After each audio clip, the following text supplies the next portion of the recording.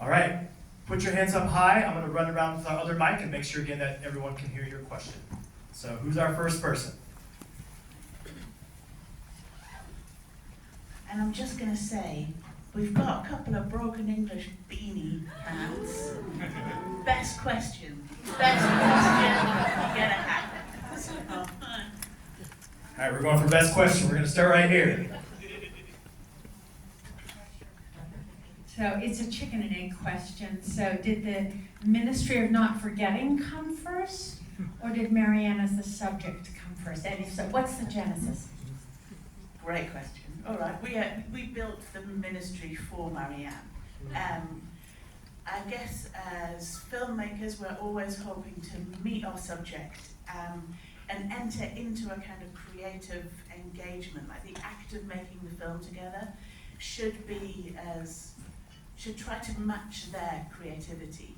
So Marianne was so incredibly well-read, really kind of romantic, and so we knew that she would operate well in a kind of heightened, constructed world.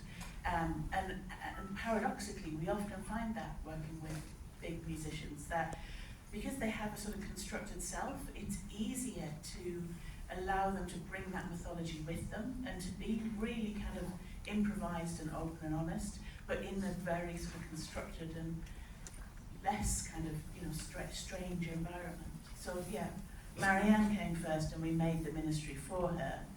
But now we're thinking maybe other people could come to the ministry.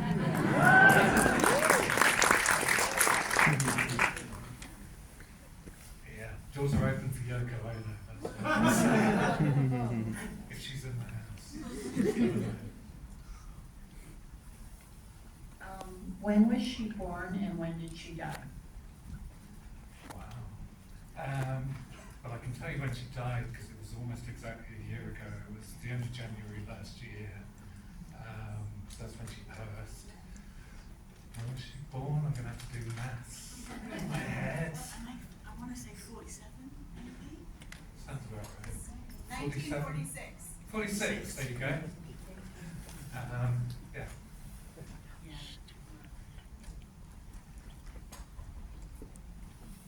Thank you for bringing up the idea of bringing other people to the ministry. That was my thought as I watched the end of this, is like, what's next? So that's the generic question. But could it look like a series or a string of series or another feature with this model that is just so beautifully presented? I'd love to know if you're allowed to tell. I mean, could it? Yeah, for sure it could. It's a difficult, as a filmmaker, you're excited by what you haven't done. So I'm kind of excited by what comes next. So in a way, returning to the ministry, although I'm kind of excited by that idea, and there are certain people that would be very, very exciting to welcome through those doors, I think I'm also more excited just creatively about a different project, about not necessarily any specific project, but just about a project that is different and that we can kind of take everything that we've learned from this project and from all of our previous projects and try and keep moving things forward. So in a way, what I'd almost much rather see is someone else take the ministry and develop it into a series where multiple people could visit. And I'd love to watch that, but I think I'd find it more exciting as a viewer than as a filmmaker.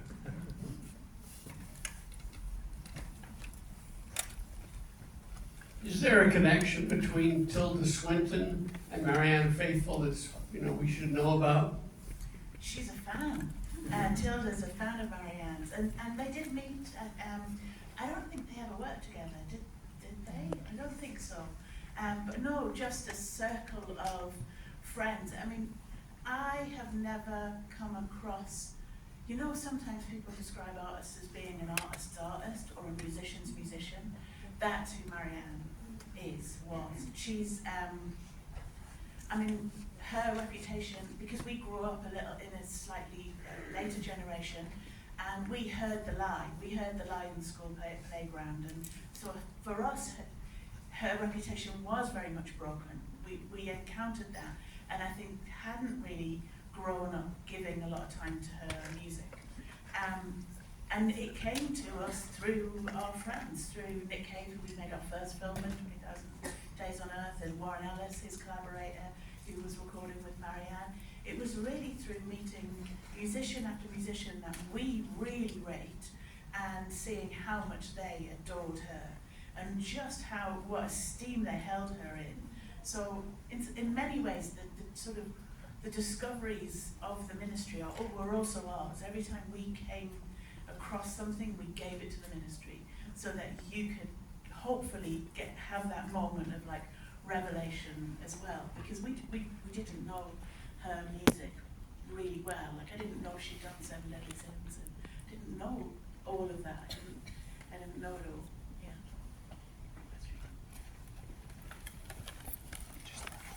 She answered my question. Okay.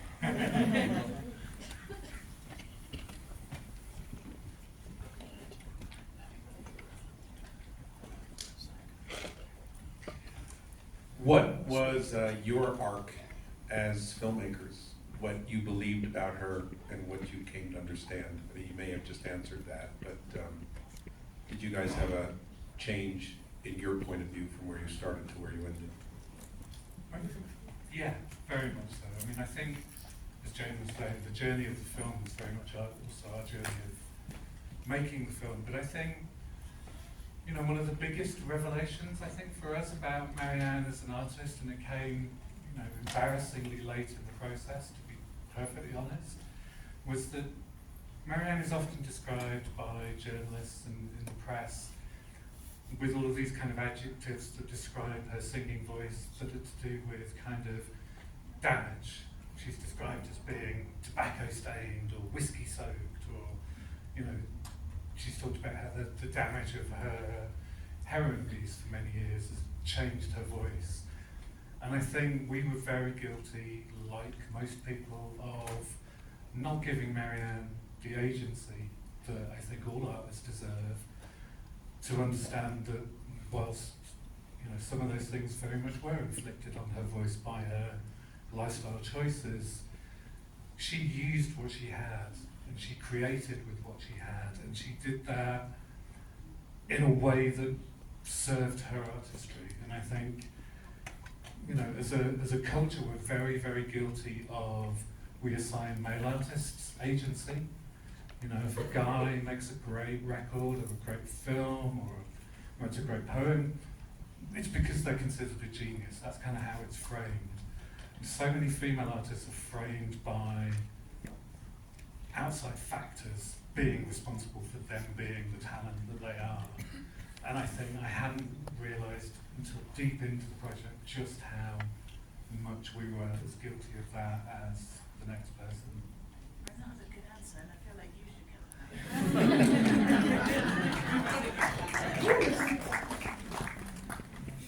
I've not got that, am I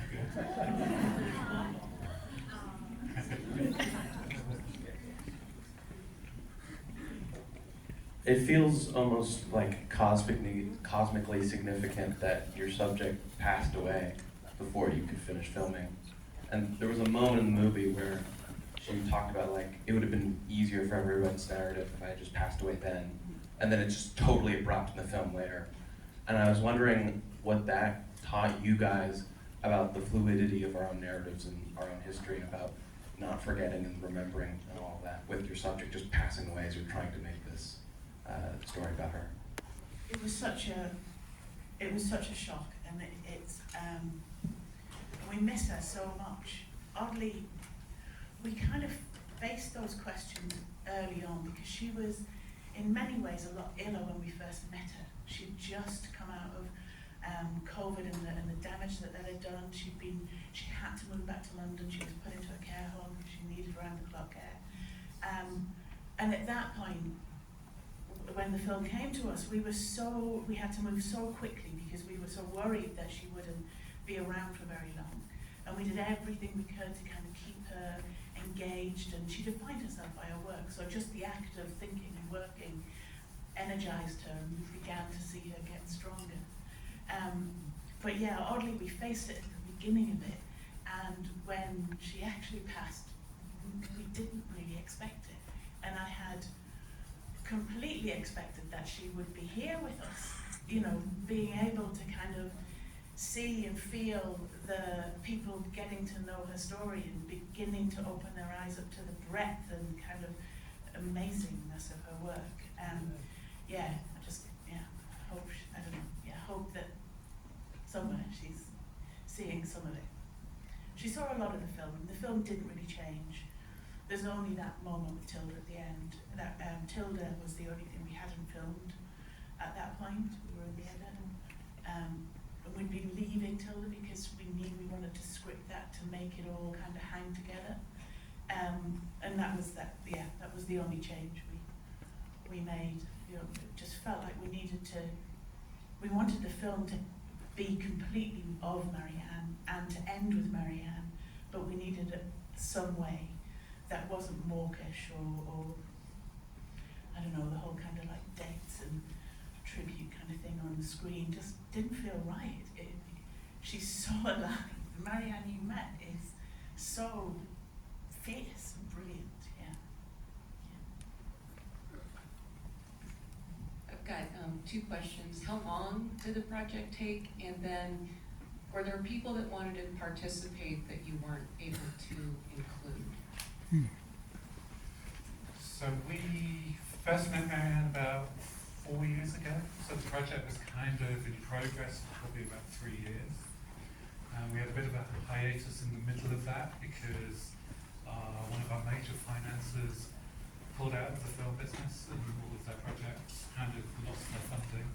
So we went from being a film that was kind of, you know, not lavishly funded by any stretch of the imagination, but for a documentary we had a reasonable budget and it was quite a comfortable project to be working on, to suddenly having no money and, you know, only really through the strength of will of our producer Faithfull were we able to continue. You know, she was literally digging down the back of the sofa for, you know, spare change, just so the project could carry on, because we all knew, you know, that Marianne was ill and wasn't going to last forever, and we really wanted to finish the film before she passed, which of course we weren't able to do. What was the second question? People. Yeah, I mean, there were people who, for scheduling reasons, we weren't able to get in the right place at the right time. I guess also what's about to happen, so our screening tomorrow night, we have Rufus Wainwright and Nora Jones going to be performing after it. When we launch in London, there's going to be an incredible performance as well. We could have had so many people in this film. We found the ones that we felt brought the right element to the film, you know. Beth Orton told us a story about how she taught herself to sing to Marianne's as tears go by, and that was our first decision to put her and that in, and then each one after it kind of just revealed itself. We needed something standing up. It's a very city down film. So Jenny Beth and the Why Do You Do It kind of performance, you know, that it just felt like a moment where we get to stretch and breathe a bit and, you know, release some stuff. Yeah, just trying to listen to what the film needs, I think. I remember seeing 20,000 Days right here 12 years ago, and I wouldn't have thought about, oh, Marianne Faithfull is just like Nick Cave. But there's just such a connection, and I just kind of wondered if, in your mind, how that kind of evolved. I mean, I feel like we're always going to be connected to Nick. He's been, you know, when we came here 12 years ago, our life changed forever, all because of Sundance. We were visual artists making video work mainly, and a lot of sound work and installation stuff, and Nick asked us to make a music video, and then several years later we kind of entered into a film together. And our lives, it's completely changed. And I sort of feel like Nick will always orbit our world in some way. And he introduces us to so many great things and has shown us how to kind of work, trust instincts, ride mojo. You know, we've learned so much from him. But he's so cute to see around Marianne, isn't he? Yeah, I mean, they're adorable together, but I think, you know, they share, I don't want to use the word authenticity, because the word authenticity is so problematic in relation to art and artists, so misunderstood. But there's something there's something in the soul of Nick and the soul of Marianne that means that they're doing, I believe, the only thing that they possibly could do on this earth. And I think, you know, that's not unique by any stretch of the imagination, but it is really rare. And I think when you find those artists finding a way to tell their story in a way that is kind of respectful of their own creativity, but is also able to amplify it in a different way, I think is the most kind of exciting way of meeting them head on for me as a filmmaker. All right, we're gonna have time for one more question.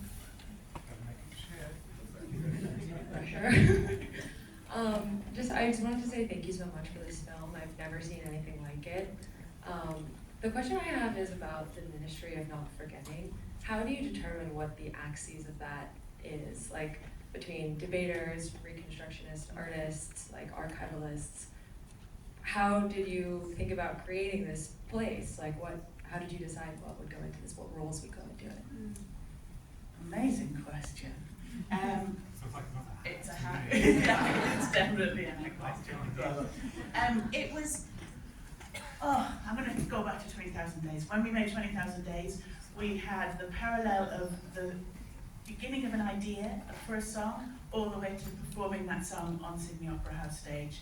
And that was run alongside the construct of a day in Nick's life, which always had to move forward in a linear form. And it had frustrated us forever that we couldn't go back to like the psychoanalyst interview. And so the Ministry came out of a need for a way of moving sideways, oddly. It was that. We were thinking about how do we shift and how can we go through the archive screen and come back and be somewhere else? How can we have a more fluid, it allows us to include so much more in the film. The film could be so much richer because of it. And it was, it all came out of that. And then Marianne, I think, had the beginning, the thing we did first was the stuff with George Mackay and Marianne. We did that very quickly. We did it quite a long, many months ahead of anything else coming out of it. And we found the film through those interviews. 3 days we spent in the studio with her. And we just found what she responded to. And we took what she gave us. She gave us odd things like that moment where she puts the newspaper down and says, I'm not going to talk about that, but you can show them. Who was she talking about? I mean, me? Us? I don't know. Like, who was them? And we were like, we should create a them. All right, we'll create a them. We'll put a table of brilliant women, filmmakers and art historians and musicians, and we'll create a them, and they can talk about it. Great. That's one thing we can sidestep into. And then, it was really about finding non-linear, kind of lateral scope, really, as a filmmaker to move around departments. But that first thing all goes back to that first George Mackay setup. It's Samuel Beckett's Crap's Last Take. That's what it is. That play for us has informed so much. There are those few things, those inspirational moments that change you and seem to resurface in all of your ideas, and that one for us is there, isn't